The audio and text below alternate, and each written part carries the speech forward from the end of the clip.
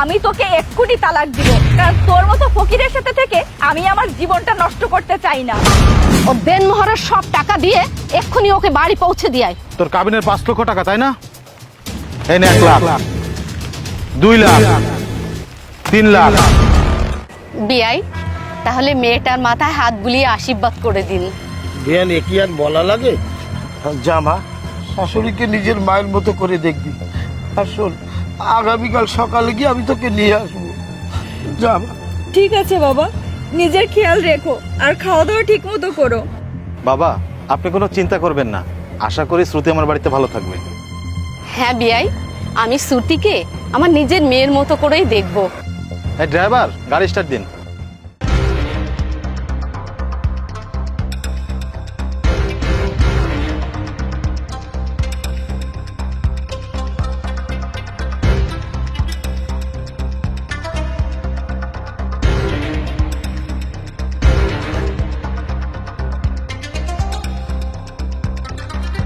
কি ব্যাপার কামরুল, আমরা এদিকে কোথায় যাচ্ছি? কেন, বাড়িতে যাচ্ছি। বৌমা, তুমি আমার ছেলের বউ। এখন থেকে তুমি আমার আর একটা মেয়ে হয়ে গেছো। তোমার এখন থেকে কোনো চিন্তা নেই, তোমার সব দায়িত্ব এখন আমার। ভাবি, আমাদের ছোট বাড়িতে যাচ্ছি, প্রাকৃতিক পরিবেশে তুমি বেশ শান্তিতে থাকবে। এই চলো, আমরা রুমে গিয়ে ফ্রেশ হয়ে নি। দাঁড়াও কামরুল, রুমে তো যাব, কিন্তু তোমার ঘর কোনটা? কেন, ওই সামনে যেটা দেখতে পাচ্ছ ওটা। মা চলো। আর হ্যাঁ, তুমি চাচা চাচি ভাই ভাবিকে আমাদের বাড়িতে আসতে বলো। বৌমা, তুমি ভেতরে যাও, আমি সবাইকে ডেকে এনে তোমাদের দুধ ভাত খাওয়ানোর ব্যবস্থা করছি। মা, তোমাকে কোথাও যেতে হবে না, তুমি ভাইয়া ভাবির সাথে এখানে থাকো, আমি গিয়ে সবাইকে ডেকে নিয়ে আসছি। দাঁড়াও জুলি, আপনাদের আর কষ্ট করে দুধ ভাতের ব্যবস্থা করতে হবে না, কামরুলের সঙ্গে আমার কিছু কথা আছে। মা, তোমার যত কথা আছে ভিতরে গিয়ে বলো। এখানে দাঁড়িয়ে কথা বললে বাইরের লোক কি বলবে? আমি কি আপনার ছেলের সঙ্গে কোনো পার্সোনাল কথা বলবো যে রুমে গিয়ে কথা বলতে হবে? আমি যেটা বলবো এখানেই বলবো এবং আপনাদের সামনেই বলবো। শ্রুতি, তুমি মায়ের সাথে এভাবে কেন কথা বলছো? কি হয়েছে তোমার? গাড়িতে থাকা পর্যন্ত তুমি তো ভালোই ছিলে, গাড়ি থেকে নামার পর হঠাৎ তোমার কি হলো? কামরুল, বিয়ের আগে তুমি আমাকে কি বলেছিলে? তুমি বলেছিলে তোমার বাড়ি আছে, গাড়ি আছে, অফিস আছে, ব্যাংক ব্যালেন্স সবকিছু আছে।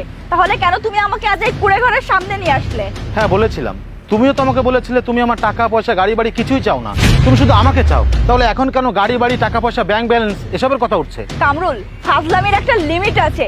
তোমাকে তখন আমি বলেছিলাম আমার আবেগের কথা, আর আবেগের কথা বলেছিলাম বলে কি তোমার এই কুড়ে ঘর আর এই নোংরা পরিবেশ আমাকে মেনে নিতে হবে? ভাবি, ভালোবাসা মানুষের সাথে থাকতে গেলে সব পরিবেশে মেনে নিতে হয়, কপালে থাকলে সবকিছুই বদলে যাবে। এই জুলি, তুমি চুপ করো। বৌমা, এইভাবে চেঁচিয়ে কথা বলছো কেন? আশেপাশের মানুষ শুনলে আমাদের মান সম্মান যাবে। এই, আপনি চুপ থাকুন, আপনি তো একটা কুটনি বুড়ি। আমার বাবা যখন আমাকে বিদায় দিচ্ছিল তখন তো আপনি খুব আমার বাবাকে বলেছিলেন আপনার মেয়ে কষ্টে থাকবে না, আপনার মেয়ে মানে আমার মেয়ে, আপনার মেয়ে খুব সুখে থাকবে। এখন তো দেখতে পাচ্ছি আপনাদের কি কি আছে। আপনি তো মা নামের কলঙ্ক। আপনি একটা মেয়েকে বিয়ের আসরে বসিয়ে তাকে বিভিন্ন ধরনের প্রলোভন দেখিয়ে আপনার ছেলের সঙ্গে বিয়ে দিয়েছেন। আপনার কি একটুও লজ্জা করলো না? আমার জীবনটা নিয়ে কেন ছিনিমিনি খেললেন? আমার জীবনটা কেন আপনি নষ্ট করলেন? কি হলো, আপনারা সবাই চুপ করে দাঁড়িয়ে আছেন কেন? আমার কথার জবাব দিন। আমার জীবনটা নিয়ে কেন আপনারা ছিনিমিনি খেললেন? শ্রুতি, তুমি যে কথাগুলো বলেছো তার কোনো উত্তর আমাদের জানা নেই। হ্যাঁ, আমরা সবাই তোমার সাথে অনেক অন্যায় করে ফেলেছি। এখন তুমি ক্লিয়ার করে বলো তো তুমি কি করতে চাচ্ছ? কি আর বলতে চাইবো, আমি তোকে এক্ষুনি তালাক দিব, কারণ তোর মতো ফকিরের সাথে থেকে আমি আমার জীবনটা নষ্ট করতে চাই না। তবে তোর চিন্তা করতে হবে না, কাবিনের 1টি টাকাও তোর দিতে হবে না। আমি তোকে এখানে মৌখিক তালাক দিয়ে যাচ্ছি, আর অফিসিয়ালি তালাকটা তুই খুব তাড়াতাড়ি পেয়ে যাবি। আচ্ছা কামরুল, তোর থেকে আমার একটা কথা খুব জানতে ইচ্ছা করছে, তুই কেন আমার সঙ্গে এমনটা করলি? তাহলে শোনো। বাবা, তোর হবু শ্বশুরের কথাবার্তা শুনে মনে হলো তোর টাকা পয়সা গাড়ি বাড়ি দেখেই মেয়ে দিচ্ছে। হ্যাঁ মা, আমারও এমনটা মনে হচ্ছে, কিন্তু তুমি তো শ্রুতির বাবাকে কথা দিয়ে দিয়েছো, এখন কি করবে? এখন আর কিছু করার নেই, আমি শ্রুতির বাবাকে কথা দিয়েছি। তবে আমার একটু পরীক্ষা করতে হবে, শ্রুতি তোকে কি ভালোবেসে বিয়ে করছে নাকি তোর টাকা পয়সা গাড়ি বাড়ি দেখে বিয়ে করছে। কিন্তু কিভাবে মা? তাহলে শোন। তার মানে এই বাড়িটা তোমাদের না? হ্যাঁ, এটা আমাদের বাড়ি, কিন্তু বর্তমানে এখানে আমরা থাকি না। এটা আমার দাদার ভিটা, এখানে আমার দাদার জন্ম হয়েছে, আমার বাবার জন্ম হয়েছে, ইভেন আমারও জন্ম হয়েছে। ও যে 5তলা একটা বিল্ডিং দেখতে পাচ্ছ, বর্তমানে ওখানেই আমরা থাকি। এটা এখন পরিত্যক্ত, এখানে কোনো লোকজন থাকে না। আমার মা তোমাকে নিয়ে যে সন্দেহটা করেছিল তুমি তার বাইরে না। আমি যদি আমার মায়ের প্ল্যান মতো তোমাকে পরীক্ষা না করতাম তাহলে বাকিটা জীবন তোমাকে নিয়ে আমার অনেক পস্তাতে হতো। তুমি একটা লোভী মানুষ।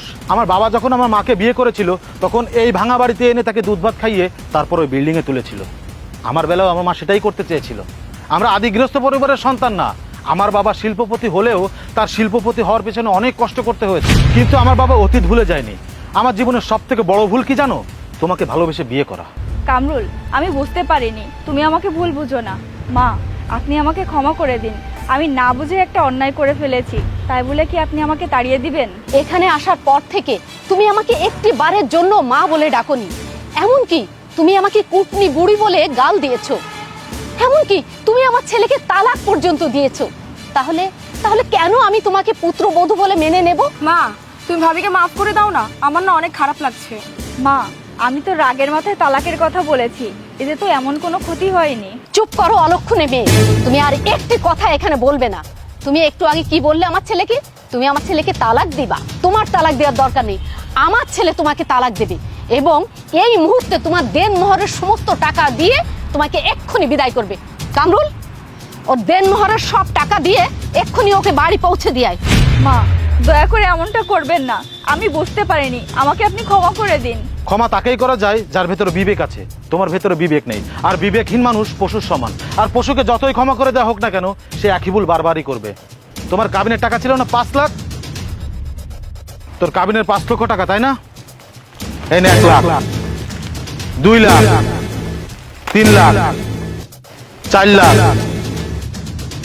5 লাখ। ডিভোর্স লেটার খুব তাড়াতাড়ি পেয়ে যাবি। মা, চলো।